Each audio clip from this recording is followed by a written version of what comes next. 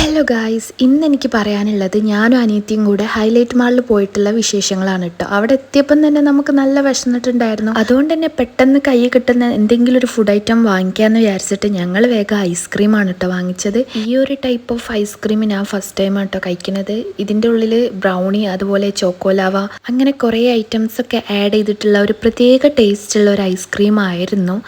എനിക്ക് പിന്നെ ചോക്ലേറ്റിനോടൊന്നും വലിയ കമ്പല്ലാത്തതുകൊണ്ട് അത്ര ടേസ്റ്റ് ഫീൽ ചെയ്തില്ല. എന്നാൽ ചോക്ലേറ്റ് ലവേഴ്സിന് ഇതൊരു മസ്റ്റ് ട്രൈ ഐറ്റമാണ്. പക്ഷെ പേരെന്നോട് ചോദിക്കരുത്, അത് ഞാൻ മറന്നു പോയിട്ടുണ്ട്. അനിയത്തി ടേസ്റ്റ് ചെയ്തതിന് ശേഷം ഞാനും ടേസ്റ്റ് ചെയ്ത് നോക്കി. എനിക്കെന്തോ മധുരം കുറവ് പോലെ തോന്നിട്ടോ. ഇനി അടുത്ത നമ്മുടെ ഐറ്റം എന്താണെന്ന് വെച്ചാൽ സൈൻലബാന്ന് വാങ്ങിയിട്ടുള്ള ഈ ഒരു ലോട്ടസ് ബിസ്കോഫും അതുപോലെ പിസ്താഷ്യവും മിക്സ് ആയിട്ടുള്ള ഈ ഒരു സാധനമാണ് കേട്ടോ. അപ്പം ഇത് നല്ല ടേസ്റ്റ് ഉണ്ട് കഴിക്കാൻ വേണ്ടിയിട്ട്. കഴിഞ്ഞ പ്രാവശ്യം വന്നപ്പോൾ പിസ്താഷ്യോ മാത്രമായിരുന്നു കഴിക്കാൻ കഴിഞ്ഞിട്ടുണ്ടായിരുന്നത്. അന്ന് മുതലേ ഞാൻ നോട്ടിട്ട് വെക്കുന്നതാണ് രണ്ടും കൂടി മിക്സ് ആയിട്ടുള്ളൊന്ന് കഴിക്കാൻ. സോ അത് നല്ല ടേസ്റ്റ് ഉണ്ടായിരുന്നു. അത് കഴിഞ്ഞിട്ട് പിന്നെ നമ്മൾ വോൾക്കാനോ പിസ്സ ഓർഡർ ചെയ്തിട്ടുണ്ടായിരുന്നു കേട്ടോ.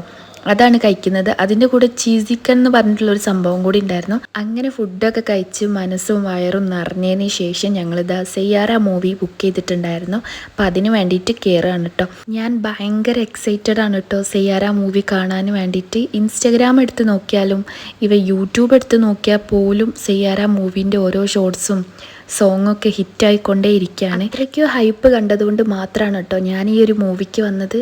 സോ എനിക്ക് മൂവി ഭയങ്കരമായിട്ട് ഇഷ്ടപ്പെട്ടു. നമുക്ക് എന്താ പറയുക, ഒരു നല്ലൊരു ലവ് ട്രാക്ക് ഇതിൽ കാണാൻ പറ്റുന്നുണ്ട്. ഇതിൻ്റെ ക്ലൈമാക്സും ഒരു ഹാപ്പി എൻഡിങ് ആണ് കേട്ടോ. അതുകൊണ്ട് തന്നെ മൂവി അടിപൊളിയായിരുന്നു.